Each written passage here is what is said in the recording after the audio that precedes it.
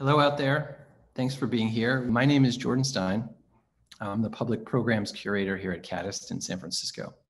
And on behalf of my colleagues, especially those who helped put this event together, Aaron Turney behind the scenes, director Marie Meritrere, and communications manager Shona Finlay, I'm pleased to welcome you. And of course, it's a pleasure to welcome Barbara London and Aura Satz in conversation. Our gallery in San Francisco will reopen before too long, thankfully, in early June to host Barbara's traveling exhibition, Seeing Sound, which is a show exploring sound as a material and a dynamic branch of contemporary art practice.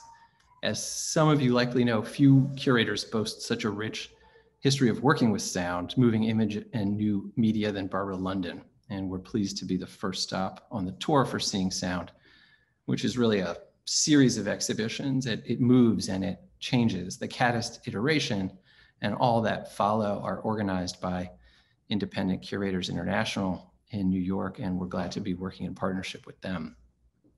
Barbara, who founded the video media exhibition and collection programs at the Museum of Modern Art in New York, is also a Caddist advisor, so we know her well. Her history with new media is not only groundbreaking, but deeply personal when the art world was a much smaller place. In other words, she not only has great stories about working with Namjoon Paik many years ago, but casually mentions that she met him on a bus in 1973. She organized scores of important MoMA shows at the intersection of art and technology, including the then radically named Sound Art exhibition in 1979. Music video, the industry and its fringes in 1985, video spaces 10 years later in 1995, looking at music 2009, soundings, a contemporary score 2013, and many, many more. I just picked 5 shows from 1979 to 2013 and one in every decade. Her book, Video Art, The First 50 Years, was released in January of last year by Fiden, and her podcast, Barbara London Calling, launched late August. Today, she's in conversation with Aura Satz, one of 3 Seeing Sound artists, in addition to Marina Rosenfeld and Samson Young, who are both guests on her podcast, incidentally.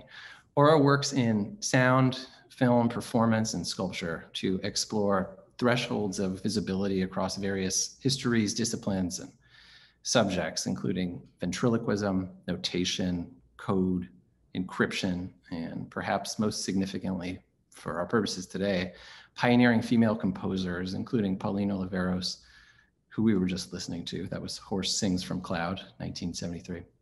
Laurie Spiegel, Marianne Amarche, and others. Her artworks asked us to consider and reconsider preconceived notions of sound, music, artwork, portrait, documentary, mediation, form, collage, performer, audience, and even just the very notion of exchange. So many of the histories she's interested in have a home here on the West Coast of the United States. And I just want to say that as long as we're on this subject, that we collectively mourn the loss, or at least the drastic change, of course, at Mills College in Oakland, California, and their legendary Center for Contemporary Music. I know some Mills friends and colleagues are tuning in today, so thanks for being here. We're glad you're here. Aura has performed, exhibited, and screened her work internationally at venues including Tate Modern, Tate Britain, BFI South Bank, New York Film Festival, Hayward Gallery, Sydney Biennial 2016, Highline Art, the Rotterdam Film Festival, MoMA, and Sharjah Art Foundation. She's presented solo exhibitions at the Wellcome Collection and Hayward Gallery Project Space, both in London, Dallas Contemporary in Texas, and George Eastman Museum in Rochester, New York, among others. She teaches at the Royal College of Art in London. The backbone for this conversation, Consider the Drone, is a piece of Aura's called Dial Tone Drone from 2014, a work approaching the drone multi-directionally and through its political, conceptual, meditative, and musical valences. Satz and London will discuss the artist's approach to sound as an intangible yet integral component of art and daily life, and open onto broader artistic concerns, including the sculptural possibilities of combining form and sound, the role of technology in our audible landscape, connectivity, pure tone, and many more things.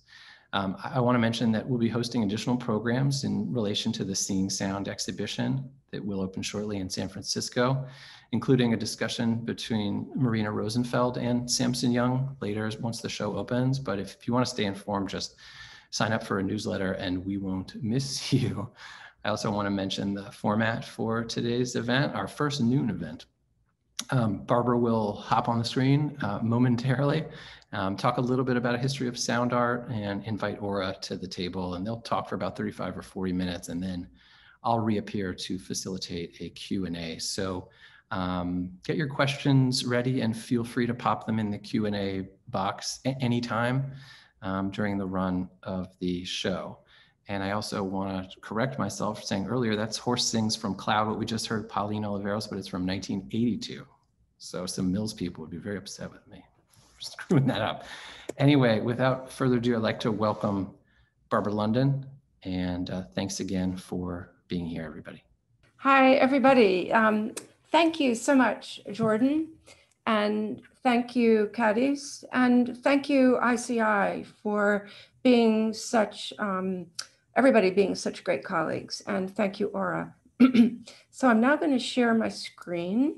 So this is what we're doing today. And I'll just give very teeny beeny background on myself. I am from New York, and my career actually began by playing the organ in church in high school. But I really veered off the ground, veered off in left field when I started to go to places like Fillmore East and became fascinated by how art, music, and technology all come together. And in my career at MoMA, which started in the early 70s, I was fascinated by the new, what had no literature about it. And it meant that I had to be a detective and search it out.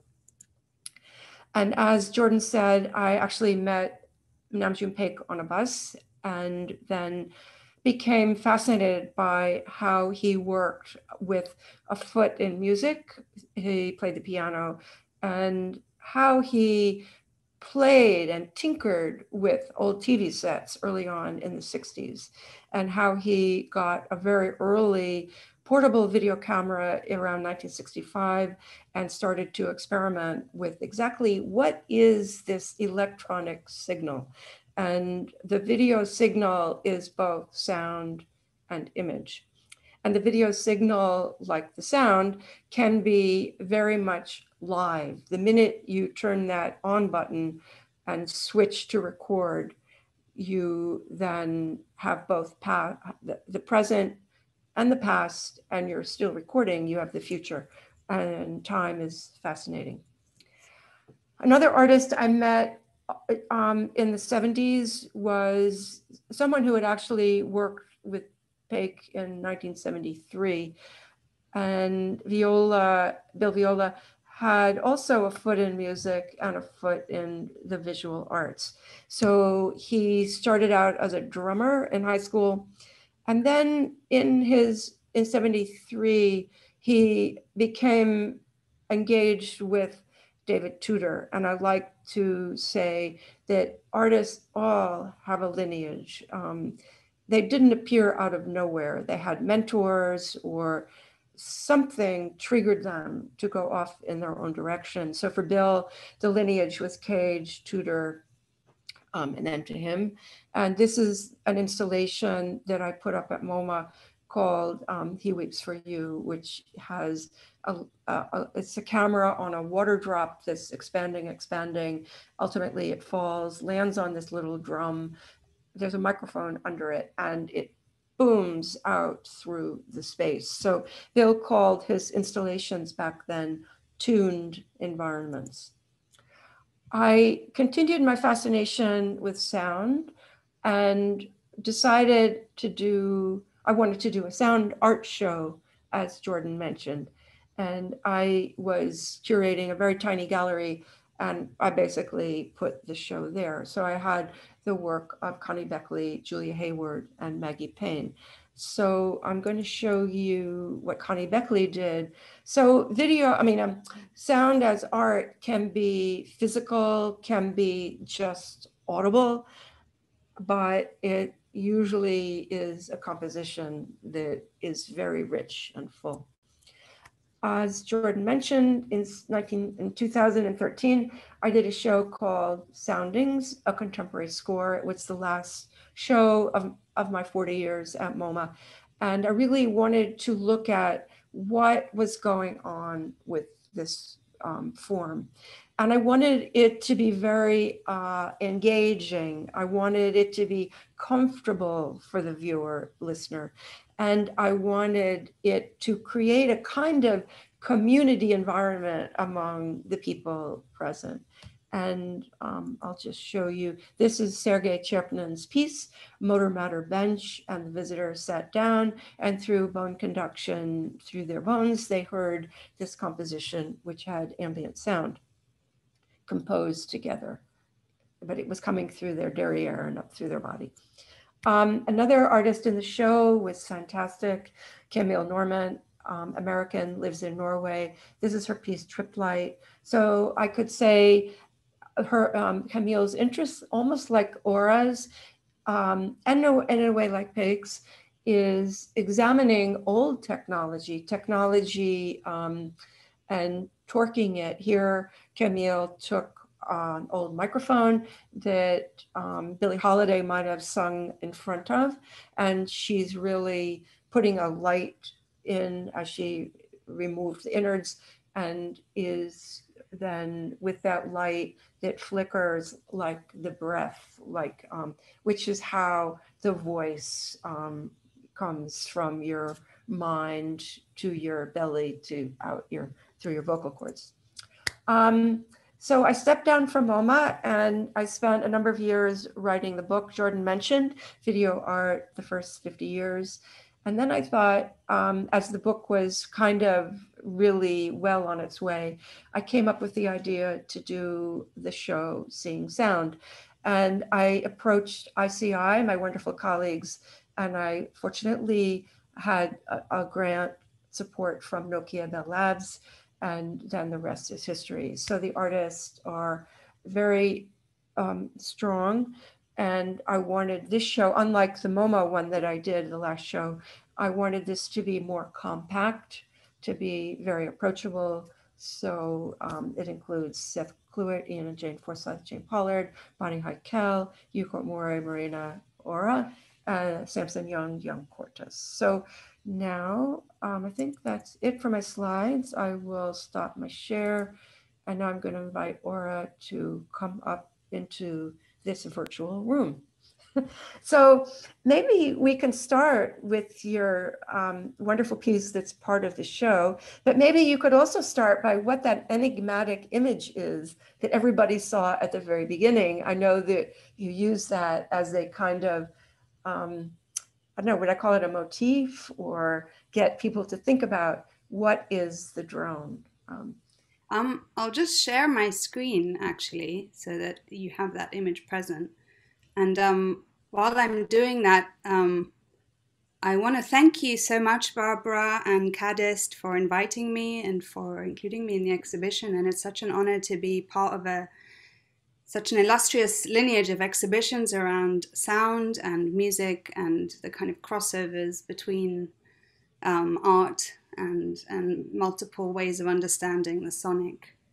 The image that you see well, it's on my left, really came from some research I was doing into the history of telephony. And I've long been interested in different forms of media. Sometimes they are obsolete, so there's a kind of media archaeological line of inquiry, but really what I'm interested is in how we interface with the technologies and how our bodies kind of fit or align with the technologies, how we are extended and expanded by them.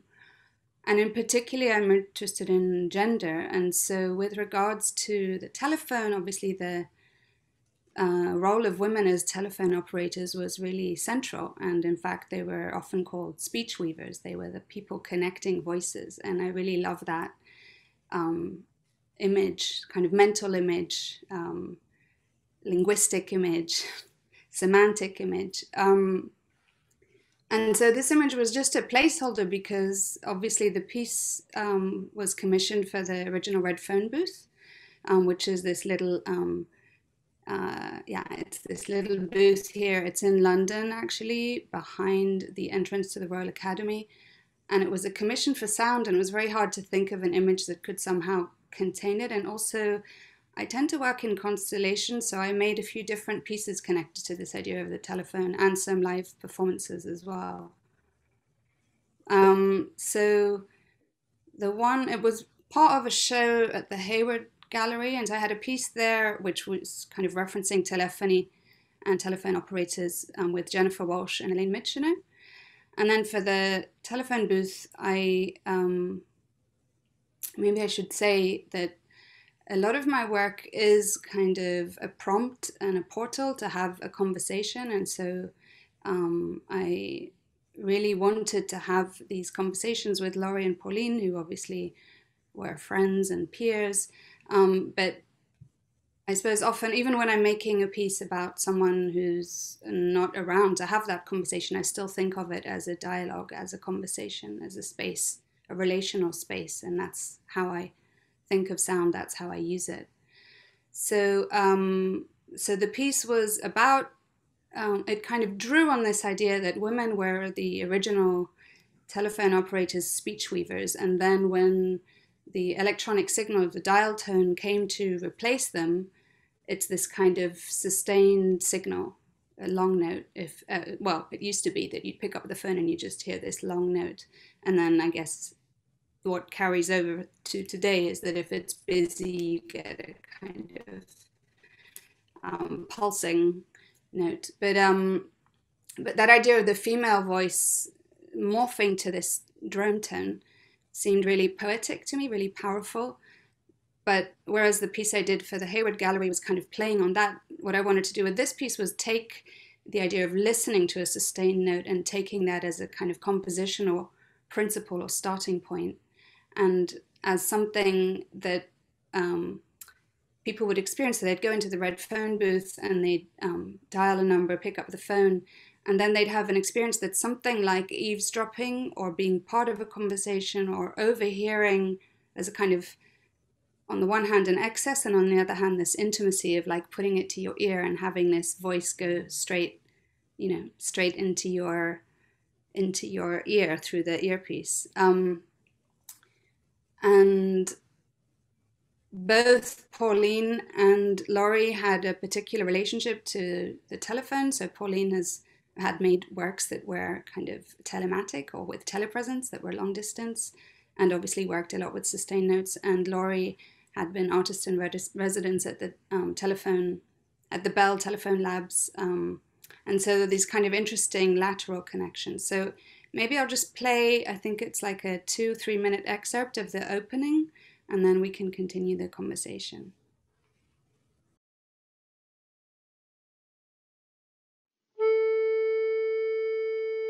What is a conversation?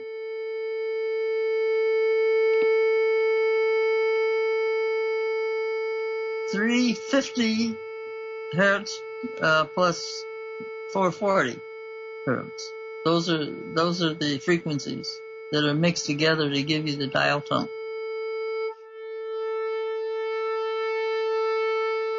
I think I used the dial tone in some piece of mine. I can't remember when. No, but it's ringing a bell.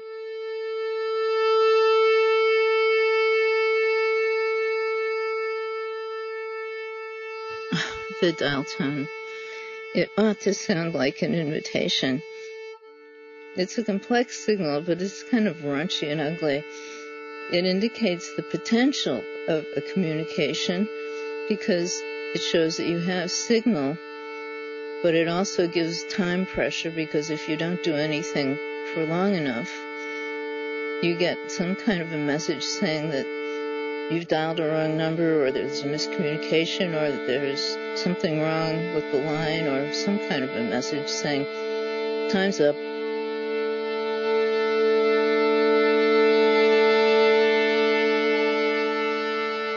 From the time we're born, we're optimized for speech. And so that our attention then is focused toward learning to communicate, and learning the sounds of communication, which is speech.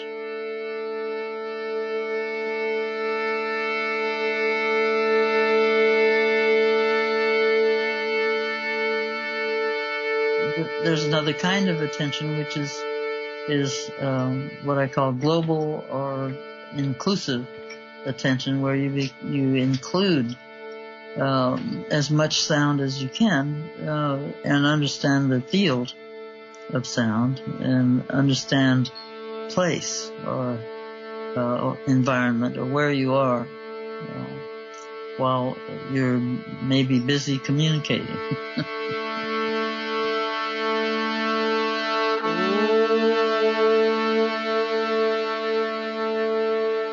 What does it mean to be connected?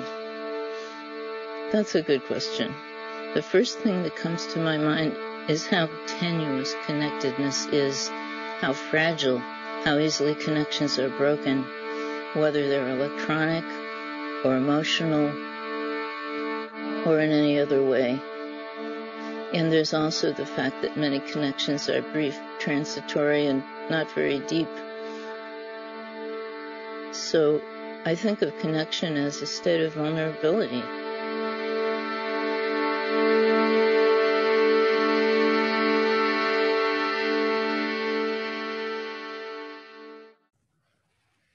So I wanted to ask you, you have a visual art background.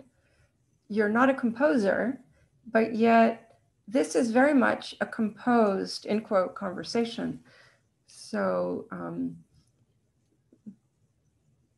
I don't know if that's sort of a question of sorts, but I'm so impressed by how it unfolds and how you really encourage the listener to really listen, because you don't distinguish between Pauline Oliveros or Laurie Spiegel. So you've got to be a close listener to know, oh, right, Pauline, oh, Laurie. And does it really matter? Probably not, but.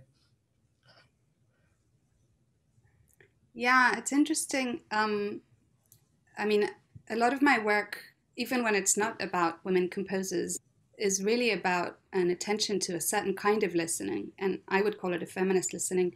And I would align it with Pauline's philosophy of deep listening. But I think in your talk yesterday, you mentioned Laurie Anderson's work, listening through the elbows, or this idea of kind of other forms of listening as well. I suppose you could even call them anagrammatic, not necessarily just prioritizing the ears. You mentioned earlier a piece where you're kind of hearing from below.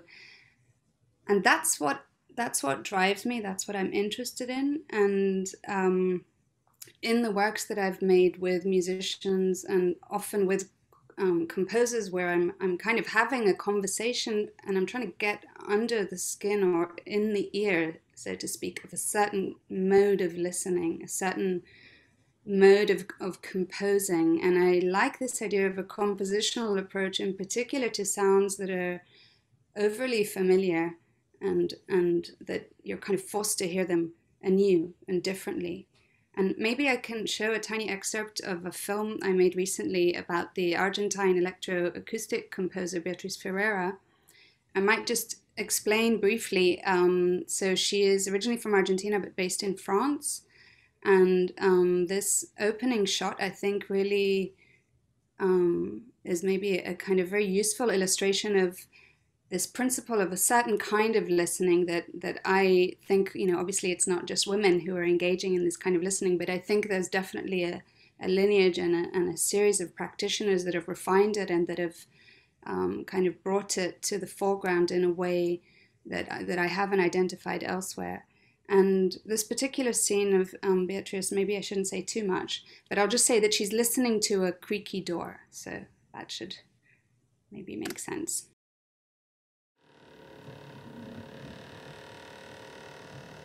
Un sonido variado, ¿ves cómo se varía? Mira todas las cosas que hace. Wow, wow. Ahí se paró.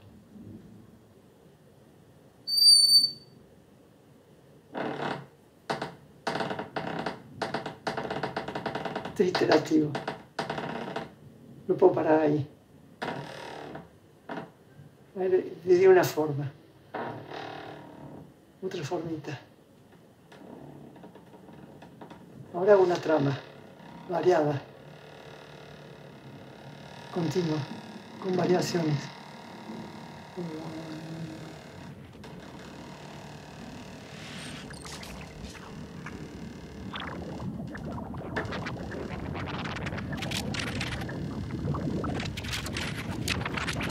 ¿Cómo varía el sonido?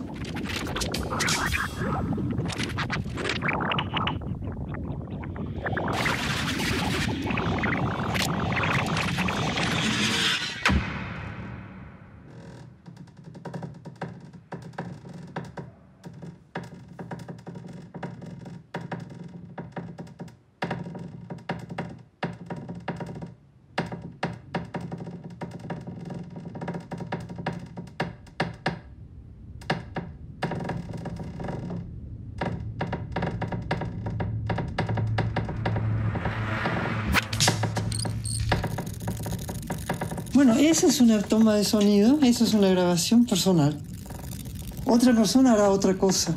Por eso es que es tan importante las grabaciones, porque cada compositor tiene su manera de... A lo mejor a alguien no le interesa nada esta puerta. ¿Verdad? Yo no sé lo que voy a hacer con ella, pero un día quizás necesito ese sonido para hacer no sé qué. O sea que al mismo tiempo somos chasseurs de son. Dice, somos cazadores de sonido. So I'll just go back to a previous slide so that we, really what I love about that opening shot of that film, in addition to her kind of cheeky expression, is this idea that, you might think of the door as open or shut, or this kind of binary. And actually what she does is show you a kind of wider bandwidth of listening, a wider bandwidth of attention.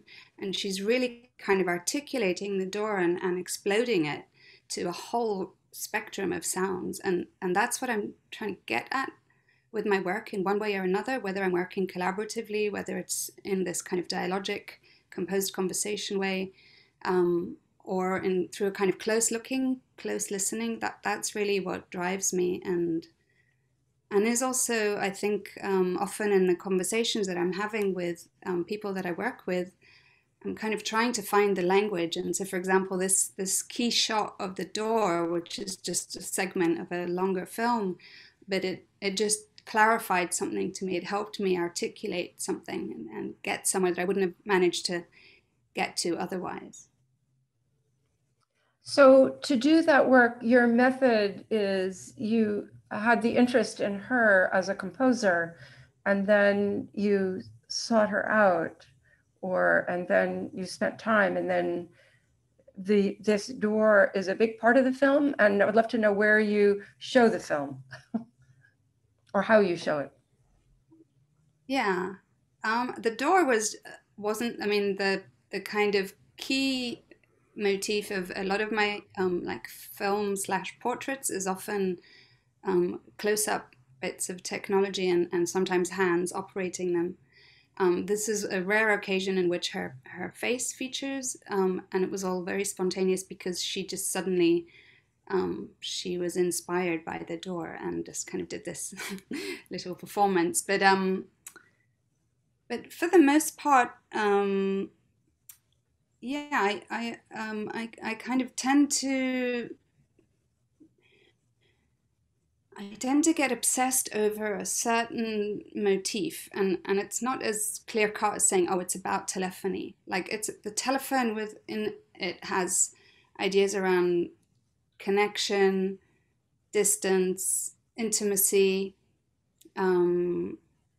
I suppose even just to think about like the idea of some kind of current, you know, kind of liveness, and the idea of a conversation that is on the one hand kind of, you know, that there's a give and take, and on the other hand, there's a kind of tail end to it.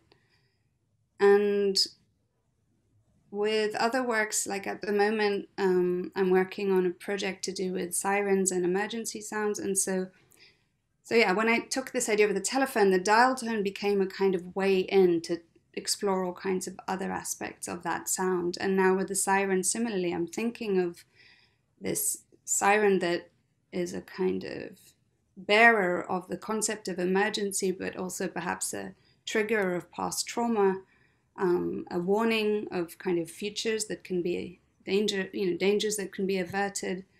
And so there is the siren horn, but there's a whole other constellation of things that are connected. And so quite often the projects operate in that way, in that they have a materialization that is a sound piece. Sometimes it's a conversation, sometimes there's visuals, it's a film. And sometimes I'm very precious about the format and where it gets shown, and other times I'm quite elastic. And like this telephone piece, I've shown it within a context of screening films, and it's quite nice because people are seated in this ideal kind of receptive state. The lights go off and then they just listen, but it's not a film, but you're kind of receiving it in a filmic context. So yeah, I guess there's different ways in which the projects are, they're kind of built around a core interest, and that is mostly conceptual rather than a material. It's interesting. So it's interesting, the siren has a connection, right, so obviously, to like the drone, because the drone in the phone, you know, you have a connection, as Pauline or you know, it's clear. And as you say, the siren is something we want to say, get out of here. We're on alert. So our sort of, our skin not crawls, but we're excited. So it's very different. And I know you've used in work the light that goes along with that on the top of a police car. So do you want to just mention how you use that? Yeah. I don't have it in my slideshow here, but I do have, I suppose I've got this image, which is one of the rotating sirens that I've been looking at. The piece that you're mentioning is the kind of first iteration of this project, Preemptive Listening. And as you say, they're kind of across, you know, the dial tone is a kind of inviting sound. It says, you know, pick up the phone, make a call. And the siren is a warning system that is a call to attention in a very different way. And I guess both of them are kind of in part potentially background noises or signals. They hover between. And the thing that I find really fascinating about the siren, maybe going back to this idea of the dial tone and gender, is that even though it doesn't necessarily sound feminized, it kind of has this feel of like a wail, and somewhere between an animal sound and a wailing voice. And those are the other, that's, I suppose, on a kind of, on an aesthetic level, in terms of some of the sounds that I'm drawn to, they often are electronic, and they often have this quality where they slip between the animal, the human, and the electronic. And I don't think of electronic sounds, I don't think any of the musicians that I've looked at or worked with think of electronic sounds as think of electronic sounds as something that's not human, you know, that's outside of the human, or that takes us away from our humanity. Quite the contrary. And so it's that idea of a kind of interface that is unsettled and unsettling, and it's never quite fixed. And all of these tones, you know, they keep changing. If you think of how the telephone works today, you know, we used to hear the ringtone and we'd just kind of, you know, we'd hear the telephone ring and this bell sound. And now we listen to it vibrate, and there's this kind of elasticity in terms of how we listen and how we pay attention. And so I don't necessarily, I think with the siren, I don't necessarily think of it always as this kind of painful cry or this difficult sound. I also think of it as kind of pushing towards the animal growl or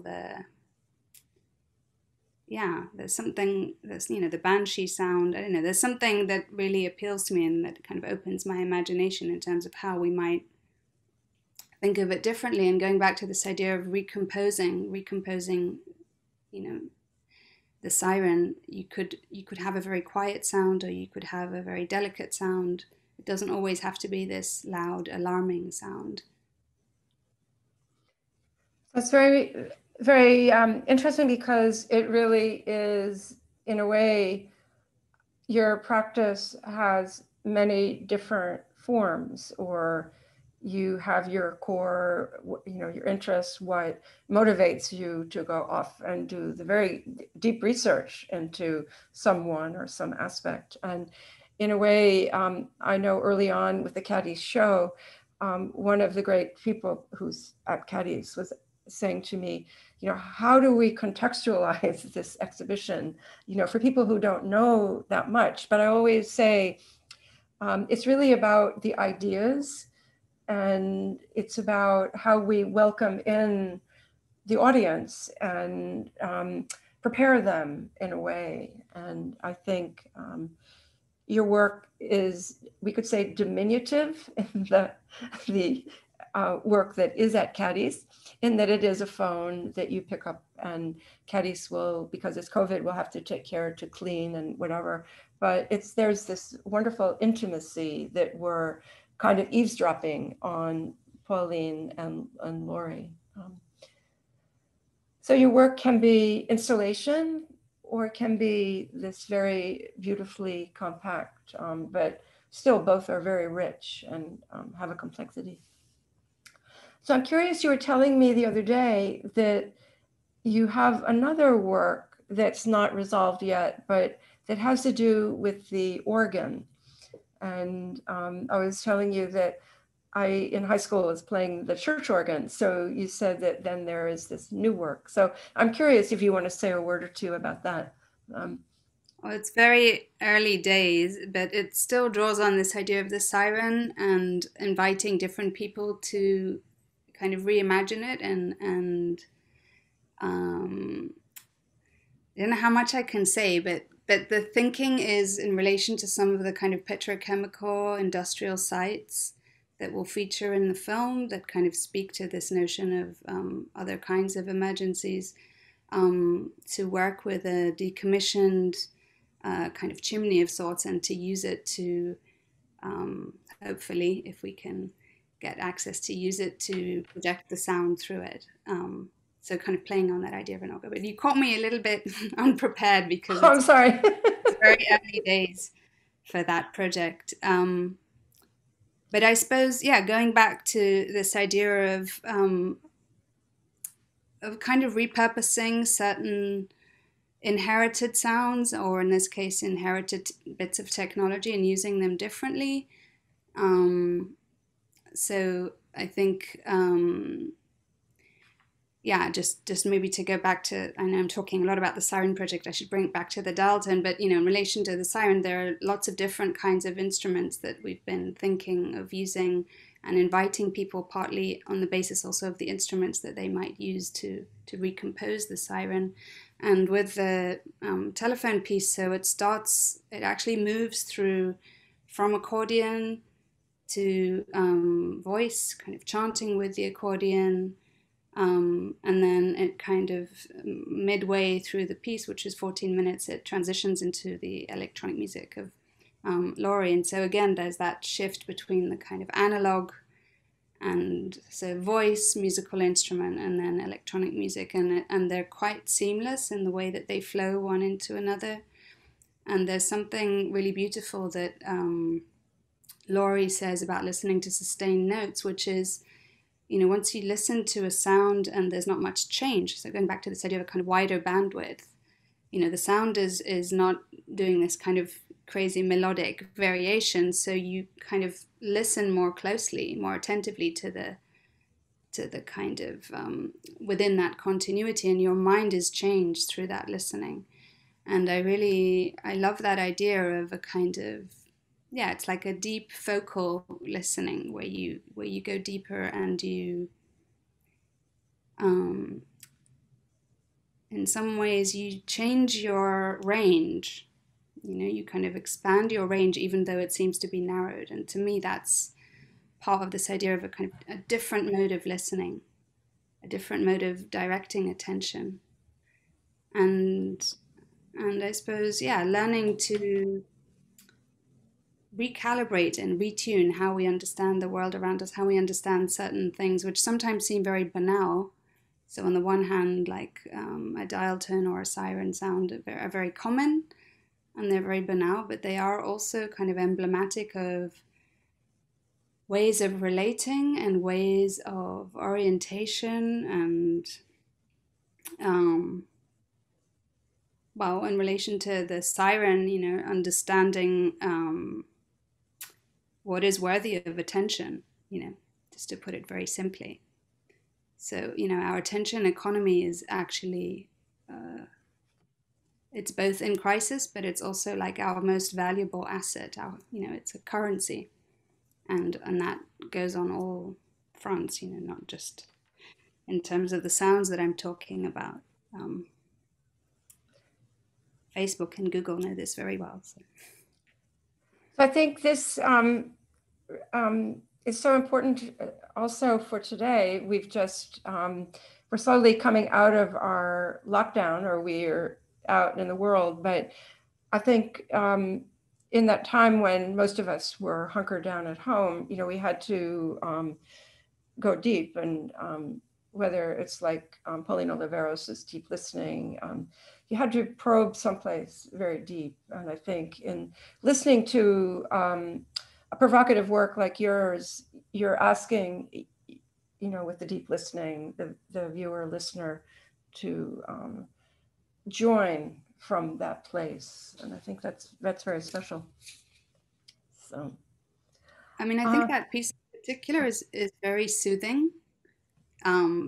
Their voices are very soothing. There's humor in it, and the work is very soothing. So I hope, you know, showing that piece now will have a certain quality, a slightly different quality. Also, as we've been, you know, telephones have been our lifelines in this moment of enforced isolation. So yeah, I'm very grateful for telephony.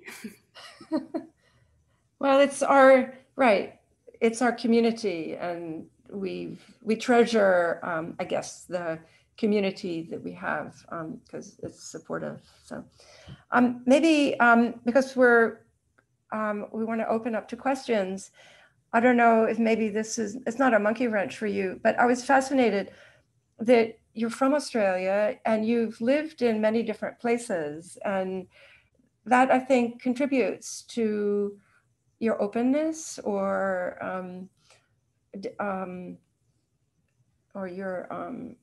your curiosity. So I don't know, do you see that, or kind of? I mean, I'm not. My mother is Australian, but I don't really have a clear place that I'm from in that sense. My father's from Argentina but lives in Spain. I happen to be born in Spain, and I've lived in lots of different places, but I've been in the UK for 20 years now. So I think, yeah, I don't have a strong sense of nationality, but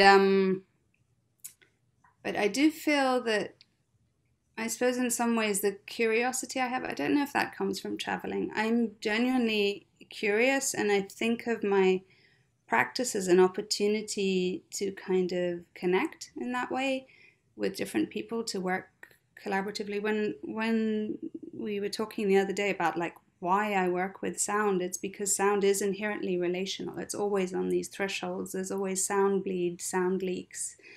Even as I'm speaking now, you know, partly, it's coming from somewhere in my lungs, going up through my throat and larynx and out of my mouth, and then, bouncing off the walls and then going through the piece of technology. And so it's always slippery and it's always in between. And so for me, sound kind of gets me very quickly to that space of the relational and the kind of unsettled and in between.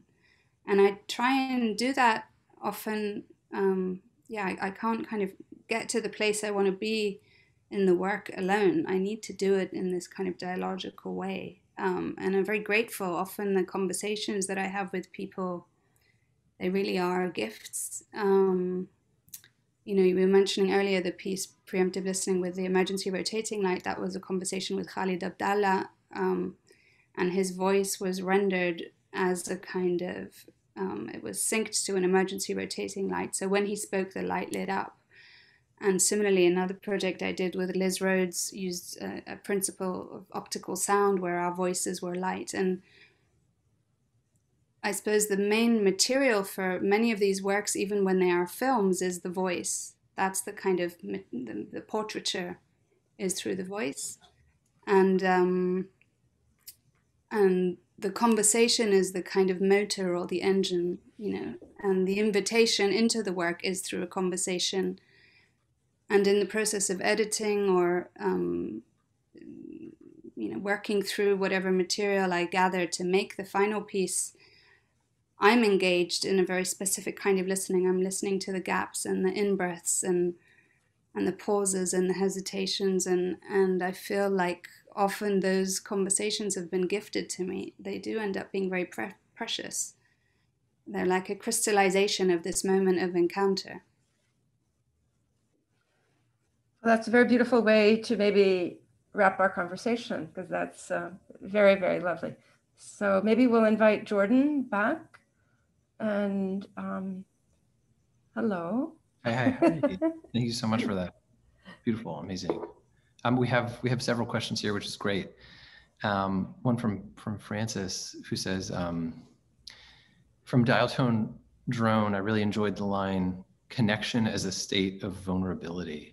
And Francis asks, is that from Oliveros? And I would just sort of piggyback on that, because that line stuck out for me too, especially after a year of communicating like this, obviously connection and vulnerability. So wonder if that is indeed from Pauline Oliveros, and then how you're thinking around fragile and tenuous connectivity, especially around technology, has changed at all in this last year.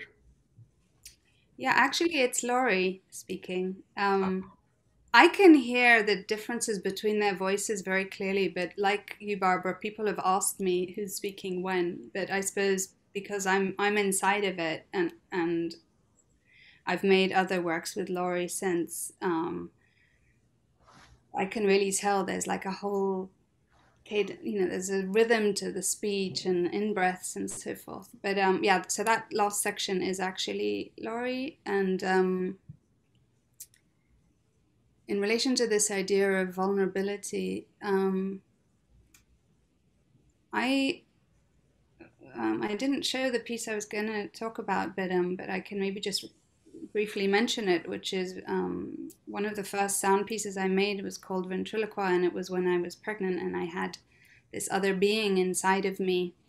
And I wasn't really interested in the idea of like being this fertile body as much as I was interested in the idea of being spoken through. And in some ways that connects to some ideas around mediumship or, possession or exorcism. But that idea of being kind of porous, of allowing certain things in and not having a kind of steely armor, is really, it goes back to this idea of being in a kind of state of in-betweenness, or understanding the starting point as relational rather than as this kind of static canon that you're, you know where you stand, and you know how you listen, and you know what the words mean. I'm interested in opening that up and maybe inhabiting the uncertainty around things. And so this particular moment of the pandemic has been very challenging on many, many fronts for many people. It will continue to be challenging, but I have tried as much as I can to kind of embrace the idea of uncertainty. I mean, in some ways it's the uncertainty and fragility has been a very humbling lesson in this moment, and the connections are, you know, they are tenuous. They can easily be broken. They can, you know, things just change just like that. So I guess what I'm saying in answer to all of this, both kind of now and more generally, is I embrace that notion of fragility and vulnerability as something to be welcomed somehow, or at least to be learned from. Got it. A question here from Blanca, who wants to thank you for your fantastic talk. Interested in ideas of siren sounds and the possibility of reimagining the sounds of sirens, because it's so associated with what's unwanted. Do you think that if the sounds of the sirens were more pleasant, even if they still represented a sense of urgency and alarm, would we consider sirens noise? So I guess it's sort of a question about the threshold. When does a sound become a noise? Is noise, does that sort of auto signify unwantedness in an oral landscape? And then more specifically, can you imagine a siren as being something that you would be delighted to hear? I think there's like multiple questions within this, but like noise is a state of attention. So you can choose to, like, I don't know if anyone's ever had a MRI, you know, like this kind of really nasty pounding sound. Like, I really enjoyed that. I was kind of really curious because the sound was like, wow, this is like some kind of strange electronic, I don't know, there's something going on, and it was very close up, and I was quite intrigued by it. And likewise, you know, sometimes there's like the hum in a house of like the fridge or whatever, some kind of motor sound somewhere. And if you decide to pay attention to it and listen to it a certain way, it stops being noise and it becomes not quite signal, but something else. It becomes a listening experience. And that's what I think Pauline Oliveros was really pointing to, you know, is this idea of like listening, you know, in an inclusive way, so including other sounds that aren't just the signal, so not just the communication that we're doing now where we're using words, but, you know, what else is on the periphery of that sound. And with regards to different kinds of sirens, I think the issue around the particular history of the siren and, you know, World War I, World War II, all kinds of emergencies that we're facing now, both in the short term and the long term, is the sense of dread and the sense of threat. But there are other like small alarms, you could call it that. Like if you think of a newborn baby and a new parent listening out for a certain breathing pattern, like that's not quite an alarm, but it's a matter of like tuning into that sound, and it signifies something. So the alarm doesn't at all have to be alarming. And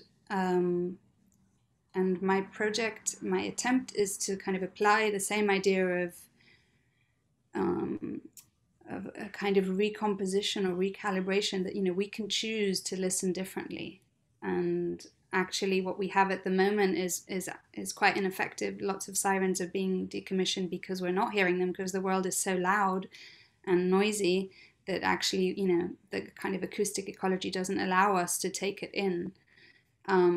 So there are all of these kind of, I'm going to call it deaf spots for want of a better word, but, you know, there are points in the public sphere where people are no longer listening collectively, or they're unable to hear it. So you need to communicate it differently. And actually, the thing we're probably most attuned to right now is our mobile phones and potentially their vibration. We're not listening with our ears. We're attuned to, well, I'm not. I'm listening to vibration.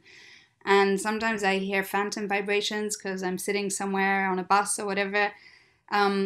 So that idea of a kind of haptic listening is already happening, and textual alerts are replacing big loud sirens. So all of that is, you know, going back to this idea of an elasticity around our semantic world and our kind of signals, electronic and otherwise, you know, our language. Everything is shape-shifting and metamorphic, and there's a kind of,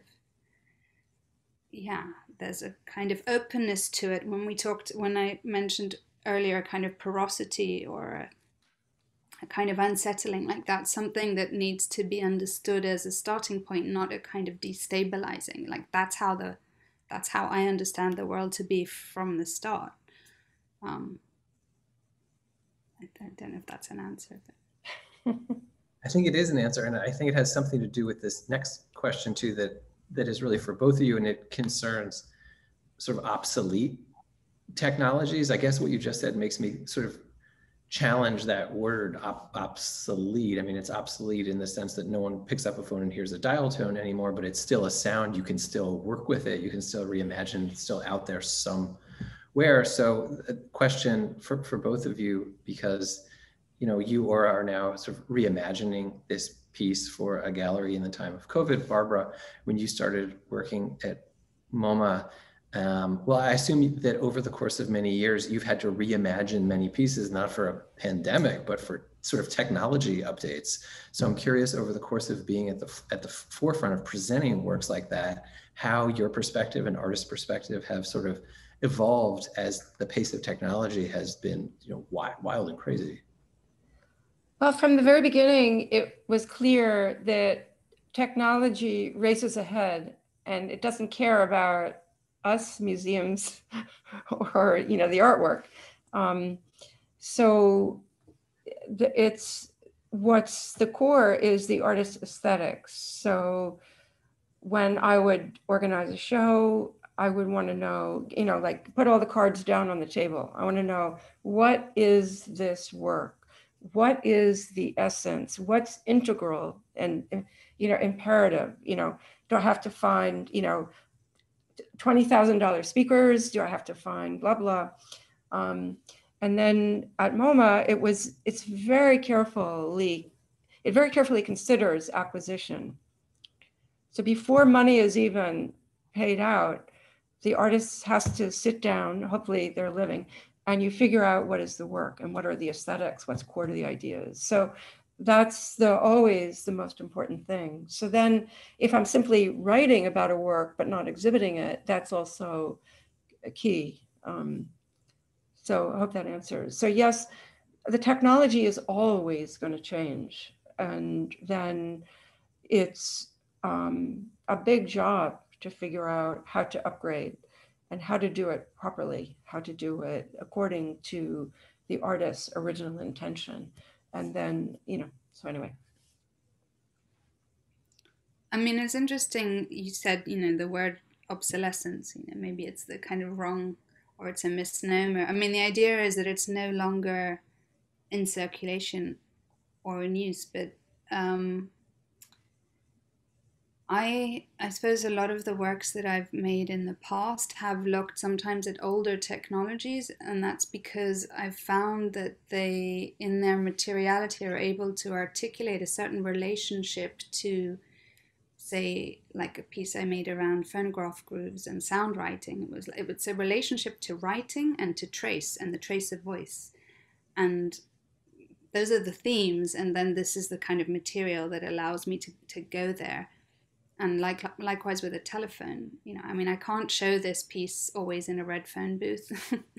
The nice thing about that, I think Laurie was saying, you need like a TARDIS, or what's it called? It's kind of sci-fi, like travel vehicle almost, that it kind of seemed like, you go into a tiny room and it's just for speaking on the phone.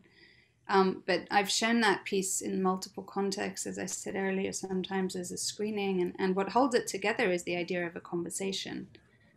And then sometimes it is literally a telephone, and we're kind of using the mouthpiece of a telephone. But during the pandemic, I was commissioned to make another piece that kind of follows on from that, as a piece about telephony, using telephony using Skype and audio recordings via Skype as the kind of material. And it was with Eliane Radig, another wonderful composer, and two of her long-term collaborators working with acoustic instruments, so Rodri Davis on the harp and Julia Eckert on the viola. And that piece went somewhere else. The starting point was a conversation, and yes, it was understood as a piece that would go online and live in the context of a wider exhibition at the Science Museum on telephony and crossed lines, but it ended up being about transmission. Like, how do we transmit? And in their case, like, how does Eliane transmit her compositions through a conversation or a mental image? So it's very ephemeral, and it is a conversation, and maybe that piece will be played back in a gallery one day through a telephone, I'm not sure. But the thing that holds all of the works together one way or another is always this idea of a dialogue or a conversation or a point of encounter. And sometimes that encounter is, as with Eliane, I mean, the fascinating thing is there are no scores for these recent pieces of work she's been making. They're not written music in that way. They're a moment of exchange with a musician that's kind of almost like a gifted understanding of some quality in particular of water. So whether it's a lake or a waterfall or a certain kind of image of water, it's not even necessarily a photo or a specific location, a specific lake. It's just a certain quality of flow. So that was what the piece ended up being about. It was all around transmission, and I didn't know it would go that way. I hoped it would take me somewhere I hadn't been before, and it did. Beautiful. Yeah, just keep thinking about that line too, about how since we're born, we're optimized for speech, and how Zoom is really kind of optimized for speech, and how there are all these talks happening everywhere in the universe all the time, and really, in a sense, we're all trying to get through it or get beyond it or get to the other side of it or something, into just a particular flow of water or something. Well, that's a pretty nice place to stop, I think. Barbara, Aura, did you have any final thoughts? No, I'm just delighted that we've been able to do this in Zoom. And yeah, the fresh ideas, it's all about the sharing and insights. And I think, Aura, you have incredibly rich and intriguing practice that I hope everybody in San Francisco will come and experience your work at Cadiz. So. Thank you. That's very kind of you. It's been a pleasure to be in conversation, and it's been a really wonderful opportunity to rethink of this piece actually in the time of COVID, because as Barbara said, we're thinking about how to make it safe. And I, for one, I don't want to put a work out there that entices people to touch and then feel this question of risk. So I think the way we're working through it, everything remotely, is that on the one hand, yes, there will be the opportunity to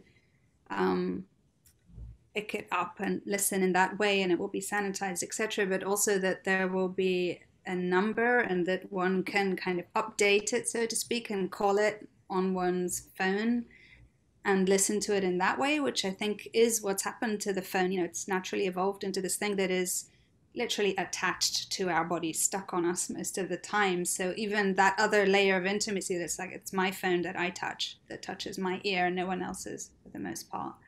It's been really interesting to think about it evolving in that direction. It's not something I would have thought about otherwise. So yeah, it's been good to test it and stretch it out a bit, see where its boundaries are. Yeah.